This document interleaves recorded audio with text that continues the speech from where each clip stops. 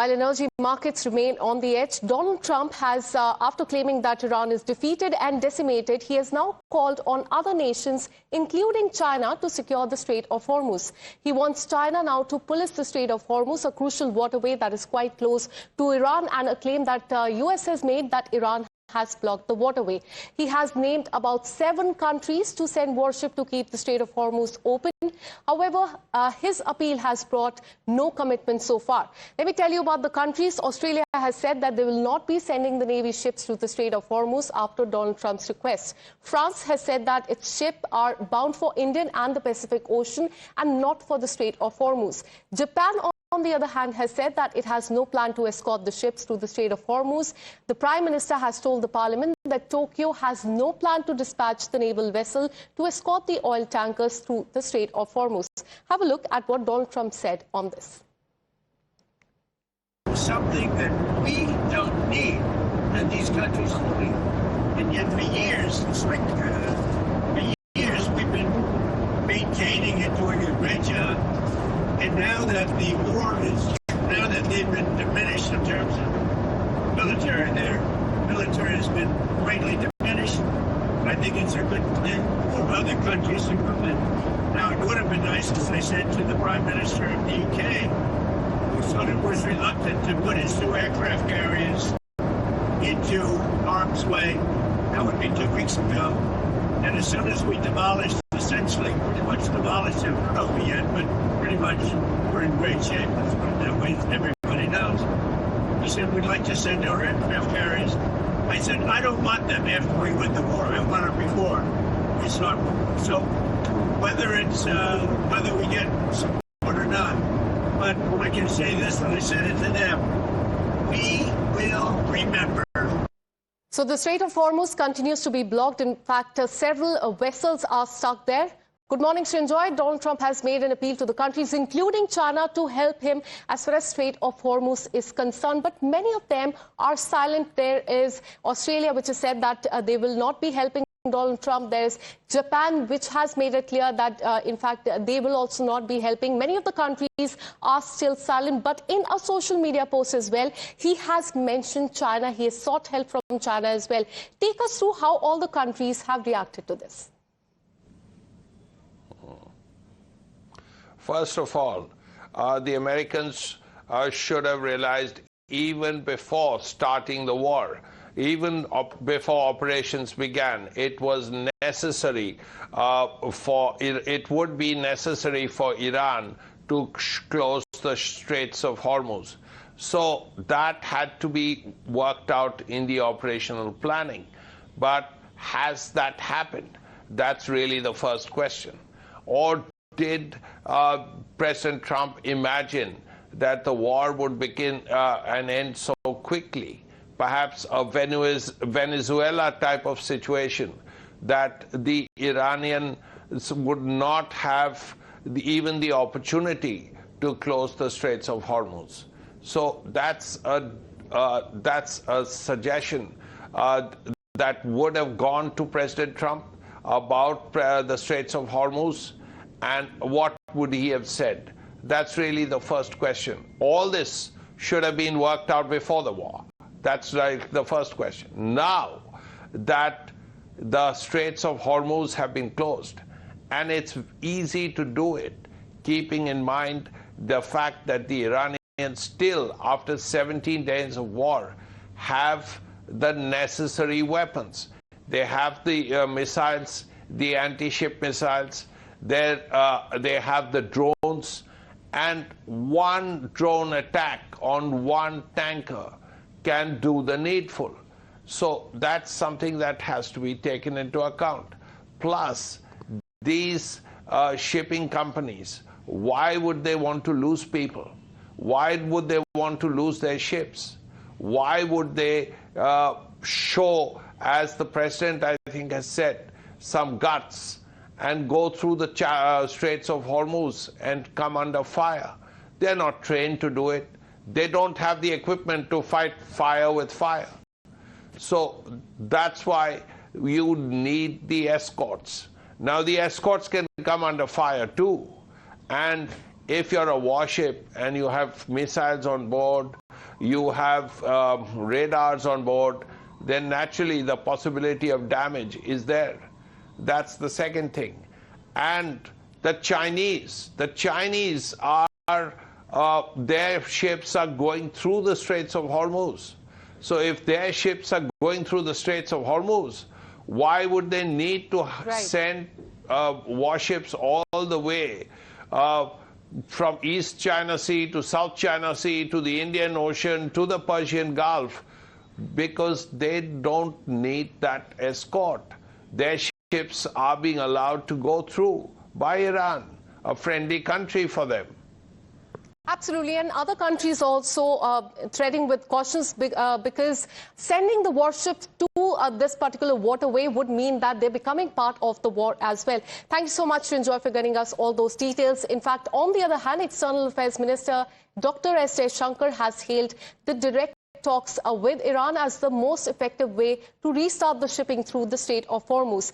In an interview with the international media portal, Jaishankar said that he was engaged in talks with Iran and that talking has yielded some results. What are these? Two Indian-flagged LPG tankers, Shivalik and Nanda Devi, carrying about 92,000 metric tons of LPG, have already crossed the Strait of Hormuz on Saturday, and they are on the way to the country. He also said that, told media portal there that this was an example of what diplomacy could bring. Jaishankar said that there was no blanket arrangement for Indian flagged ships and that Iran had not received anything in exchange so far. So this is as far as the diplomacy between India and Iran are concerned. Srinjoy, in the latest we're learning that two LPG tankers, Shivalik and Nanda Devi, they are heading to Gujarat. They will be arriving. One of them will be arriving in just some time, and the other one, Nanda Devi, will be arriving tomorrow. And Jaishankar, External Affairs Minister, has said that this is because of the diplomacy. The talks between the two countries in the last 1 week, we have seen, has clearly yielded results. That's the Indian position, that it's better to talk. It's better to be diplomatic than to fight. And in these circumstances, he believes, and India believes, that if people sit down and talk, if there is a diplomatic discussion, then the problems are solved, as opposed to continue to fight. Now that's the Indian position, that it's better to talk, it's better to discuss things rather than fight. And if you fight, then you pay the price vis-a-vis prices of oil. Everybody knows that in America there is a bit of a red line, and that red line is gasoline prices going up to $4 a gallon. Now, before the war, it was about $3. Now it's crept up to 3.6. The day it touches 4, the American consumer, even Trump supporters, will say we are spending $4 per gallon. But that money could have been used to buy groceries. So once that issue comes up, then the political situation can be difficult for the president as well. Absolutely, and this is what diplomacy leads to. Jaishankar has said that he was engaged in talks with Iran, and talking has yielded some results. As we can see, now two Indian-flagged LPG tankers, Shivalik and Nanda Devi, carrying about 92,000 metric tons of the LPG. They've already crossed the Strait of Hormuz and will be arriving in the country in just some time from now. Stay on with us, Srinjoy. Let's take our viewers through the two LPG tankers that will be arriving in the country in just some time. We told you about Shivalik, a vessel. This is also carrying LPG. It will be arriving shortly in Mundra, that is in Gujarat. That's a port, and that is going to happen in just some time, is what we're learning. There's another tanker, Nanda Devi, that will be also arriving in Gujarat, Kandla port. That will happen tomorrow, is what we are learning, at around 7 in the morning. The time has been updated. We'll also fix that for you. It will be arriving tomorrow at 7 o'clock, and the destination will be Kandla in Gujarat. So two of the LPG tankers, Shivalik and Nanda Devi, they are heading to Gujarat and will also be arriving in Gujarat. One of them will be arriving today and another will be arriving tomorrow. Now, we have another breaking update coming in as far as Donald Trump is concerned. Donald Trump's Energy Secretary Chris Wright has reportedly told U.S. media that India and Iran have made a deal to let Indian oil tankers through the Strait of Hormuz. Now, this comes at a time when Donald Trump has made an appeal to several of the countries to help him in making sure that the oil tankers, the LPG tankers basically, which are stuck at the Strait of Hormuz, they are able to pass. At that time, now confirming what we have been telling you, the Energy Secretary of Donald Trump, Chris Wright, has reportedly told U.S. media that India and Iran have made a deal to let the Indian oil tankers through the Strait of Hormuz. Well, for more on this, let me go across to Robinder Sachdeva. Thank you so much for connecting with us, and thank you so much for your time. How do you look at the diplomacy that has come to the fore as far as India and Iran are concerned at a time when Donald Trump is making appeal to several of the countries, including China, to help him as far as the Strait of Hormuz is concerned? We are witnessing that our oil tankers have been able to pass through that crucial waterway that has been blocked by Iran. How do you look at this? Thank you very much. Very, very interesting playing out. Firstly, yes, I see India's oil diplomacy, or maybe let's put it LPG diplomacy in these troubled times. India's oil diplomacy breaking the path with Iran in terms of getting Iran to agree to let Indian tankers pass by, especially the ones carrying LNG. At the same time, so that's a great smooth development. What it will do is that in the country, at least the supply will be, sufficient in some time, but the prices will remain high. That's another matter. But secondly, what India's oil diplomacy has also done is that I think it has opened the path for Iran to create a smart solution. What Iran is saying now is that it will selectively allow other countries' ships to go by, and while not allowing American, European, and Israeli ships. So China is benefiting. Now, other countries are benefiting. Japan, Korea would benefit, unless Japan or Korea send warships, which Trump is asking for, to create, defenses in the Straits of Hormuz. But bottom line, good news for India, and I think it has been a path-breaking diplomacy in this short period pertaining to oil and gas. We've now gotten access, so over time, the shortage will, we won't hopefully be seeing these long lines, people booking and all. But yes, given the overall situation, the prices of LPG will remain high. Yes. Absolutely. So this is a good news for the country. Oil diplomacy is at play. In fact, this comes at a time when Donald Trump is seeking help from other countries. Our oil tankers, LPG tankers, are able to wade through that crucial waterway that is Strait of Hormuz. Thank you so much, sir, for connecting with us and bringing your perspective on this. And now we have another breaking update coming in. Today is day 17th of the war, and the bombing continues. In the latest, we're learning that IDF has released the latest strike video.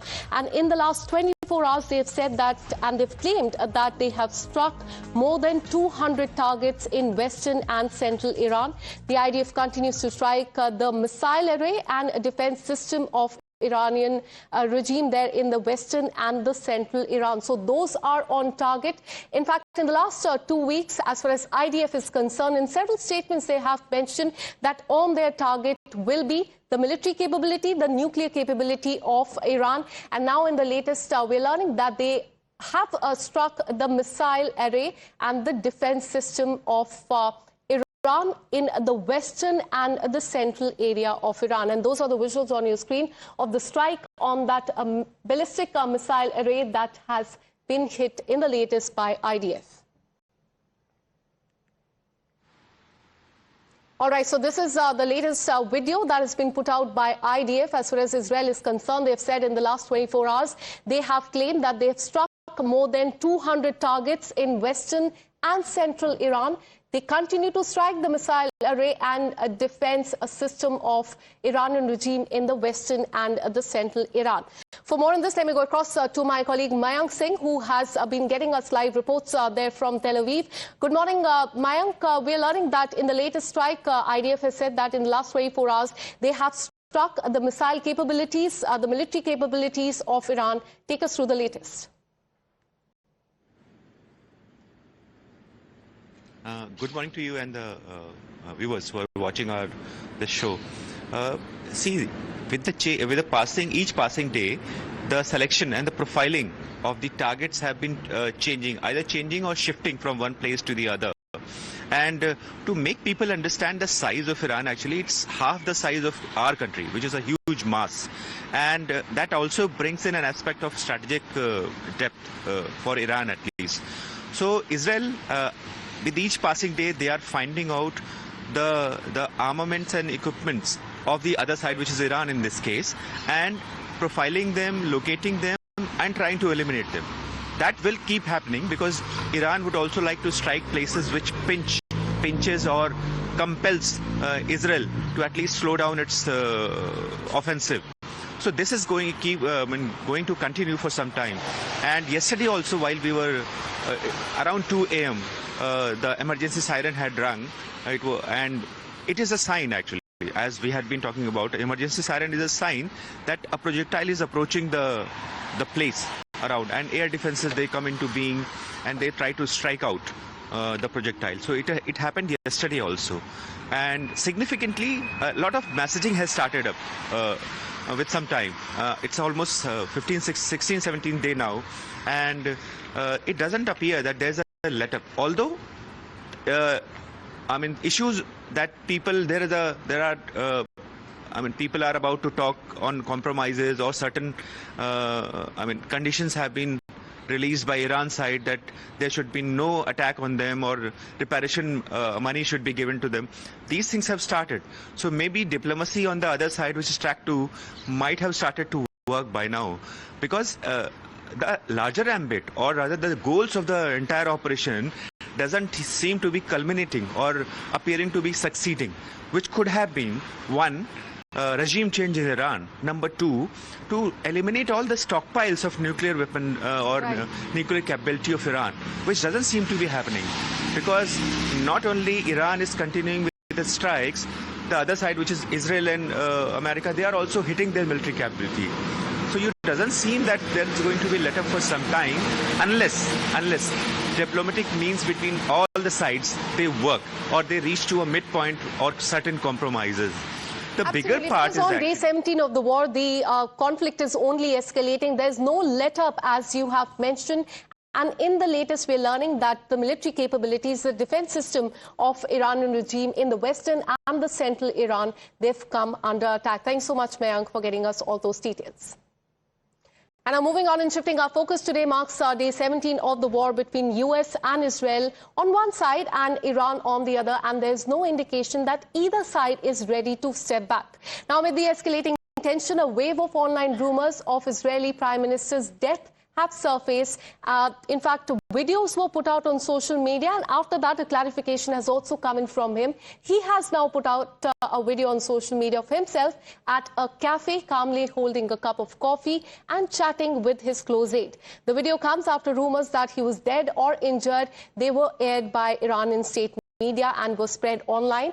Now, in the latest video that was taken at the cafe and posted on his social media account, his close aide asks him about the rumors. Netanyahu is seen mocking the AI-generated video, which speculated that he had 6 fingers. He raises his hands, as you can see in the visuals, to show how many fingers he actually has. Watch it for yourself. אומרים ברשת שאתה בכלל מת? אני מת על קפה, אתה יודע מה? אני מת על העם שלי. איך הם מתנהגים, פנטסטי. אתה רוצה לספור את מספר אצבעות? אתה יכול להראות לנו? פה. פה. היית? יפה מאוד. לחיים. Let me once again go back to my colleague Mayank, who's been tracking all the details from Israel. Mayank, there were rumors on social media that Israeli Prime Minister is dead. He has 6 fingers. And now a clarification that is coming from him. He has put out this post on social media showing clearly the 5 fingers on his hand. Take us through what has happened and the clarification so far.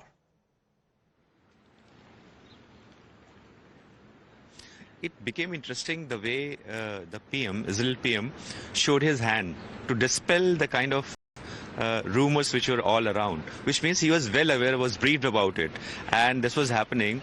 And it is part of the information warfare, or rather media, which is being used in a way to create a kind of a discord or sort of a confusion, or that leadership has been hit, which becomes a very major achievement of any warfare actually, when one side hits the other leader. So it is part of that bigger warfare which is happening, and we have reached 17th day of that warfare. So every aspect of warfare is coming into being, and energy was also one of them. And having said that, this was a very typical, smart part of the hybrid warfare which has come into being, apart from the conventional attacks which are taking place. Having said that, the video has come out, and every side has been talking about how it has dispelled the lots of confusion which it had created. Let me bring out one more aspect. 4 days back, it was another information from Iran side had come out.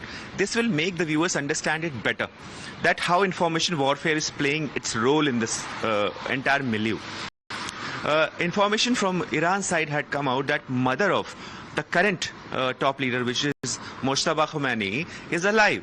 So it is also why it was dispelling an information that right in the beginning, which was on 20th Feb, when operation took place, the family was all eliminated, which included the mother. So this was another side of it, to release the information. You know, earlier the masses used to rally behind a flag. Things have not changed much. Now the people rally under their leaders. Claims and the counter-claims, the attacks and the counter-attacks continue as far as day 17 is concerned. But now a clarification that is coming from the Israeli Prime Minister that he is very well alive. Thanks so much, Mayank, for getting us all those details. With this, a very short break. More news and updates on the other side.